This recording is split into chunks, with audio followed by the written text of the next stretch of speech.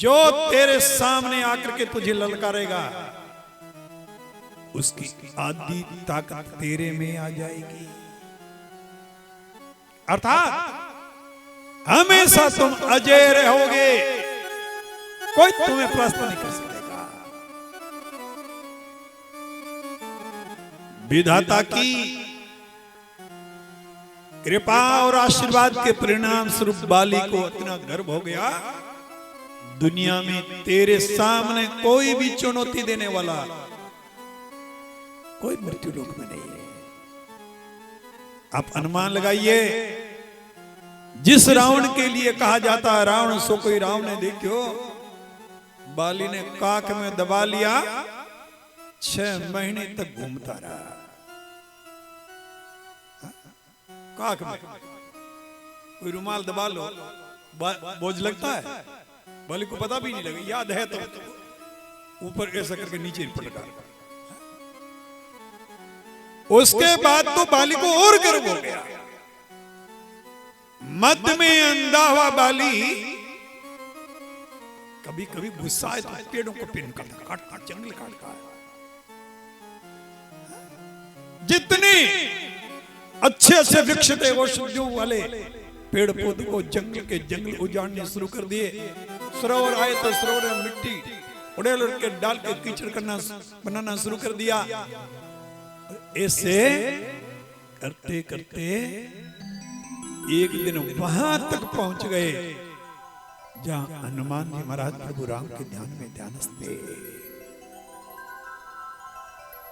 बाली की गर्जना को सुन करके हनुमान जी का ध्यान भंग हुआ। हनुमान जी कहने लगे, हे वीरों के वीर बाली, तुम तो ब्रह्मा जी के वंश पुत्र हो,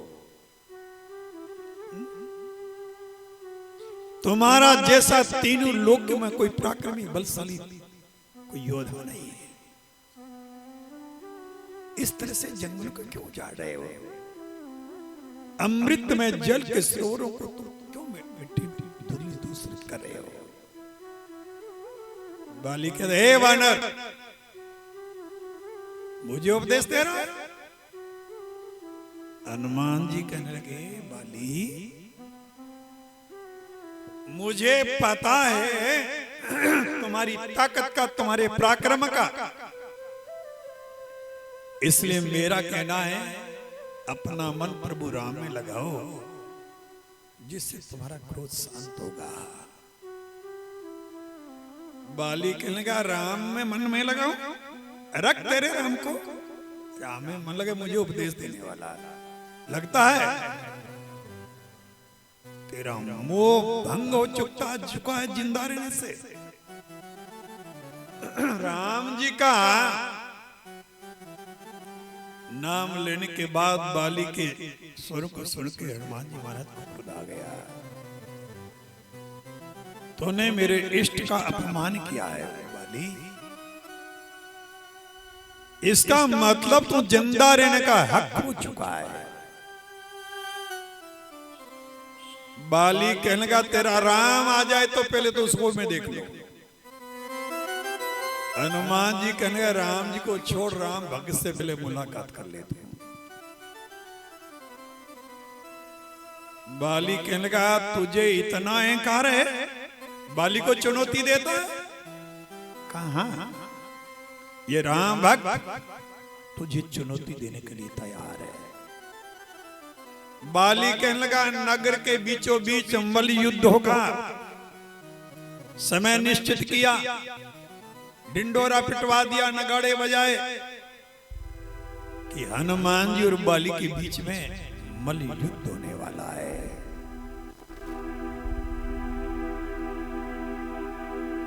हनुमान जी को दी चुनौती को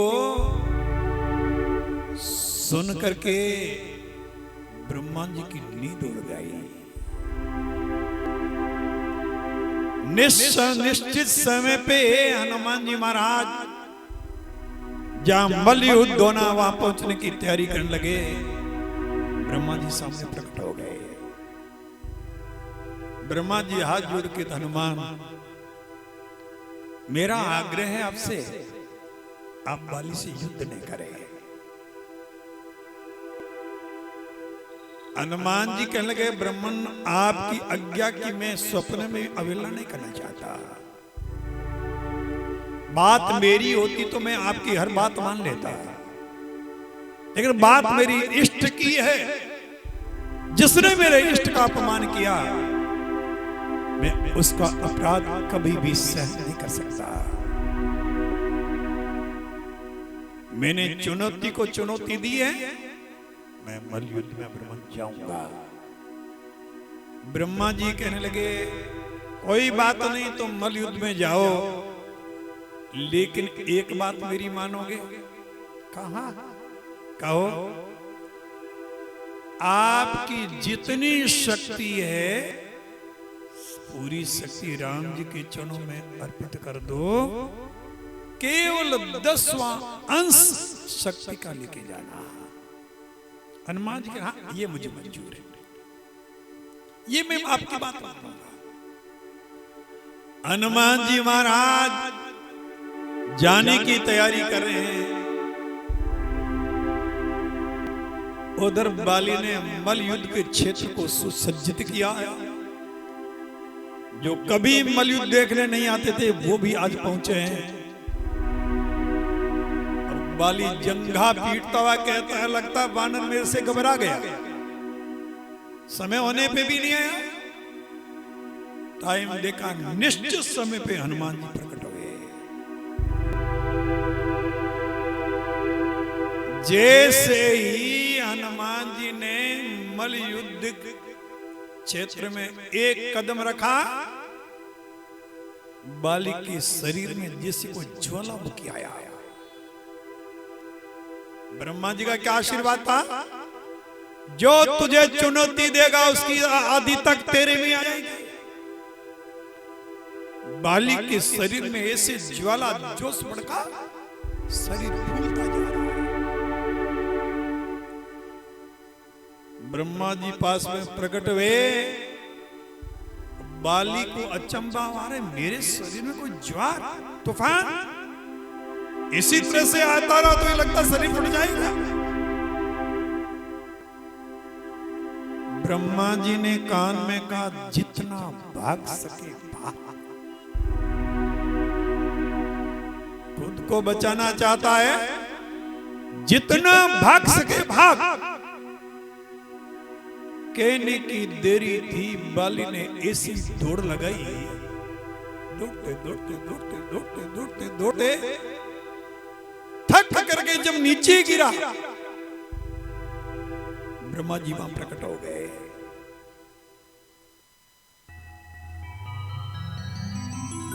बाली कहने लगा प्रभु मैंने मेरे जीवन में इस तरह की अनुभूति पहले कभी नहीं की। हनुमान जी ने एक पैर रखा, उसके साथ मुझे ऐसे लगा कोई ज्वार। समुद्र में जब ज्वार आता है कितनी लहरें ऊपर उठती है, जैसे अंदर से कोई ताकत लुरा ले रही है। वहां जाकर के बाली को देखा तो शरीर फटा हुआ लहू बह रहा है। ब्रह्मा जी कहने लगे तेरे पास आने से पहले मैं हनुमान जी के पास गया था।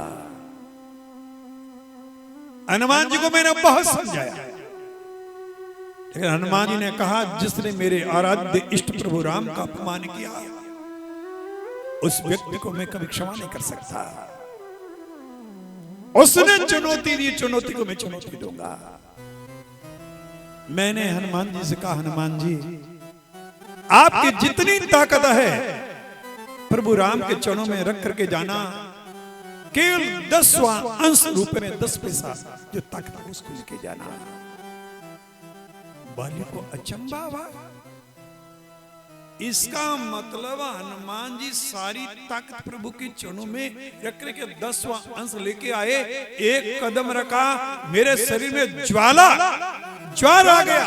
तन फटने के लग गया तो दोनों कदम रख देते तो ब्रह्मा जी कहने लगे वही पूरे हो जाते हैं। बाली को लगा जिस व्यक्ति में इतनी ताकत है और बिल्कुल वह शांत होकर के जंगल में प्रभु के ध्यानस्थ है। ब्रह्मा जी कहने लगे हनुमान जी की मन की वृत्ति राम जी में इतनी तदाकार हो चुकी, उनको पता ही नहीं कि तेरे में ताकत कितनी है। उनको परमात्मा के नाम के अलावा, प्रभु चरित्र के अलावा कुछ भाता ही नहीं। जिसमें लंकाधिपति लंकेश को परास्त करके प्रभु राम अयोध्या आए तो एक बार कहते हैं अपने लोगों को साकेत लोग की अपने धाम का दर्शन करवाने के लिए समस्त अयोध्या वासियों से प्रभु राम जी के एक दिव्य विमान की रचना करते हैं। अयोध्या वासियों को उसमें आरूढ़ करते हैं कि मैं मेरे दिव्य लोक वैकुंठ की यात्रा करवा के लाऊंगा।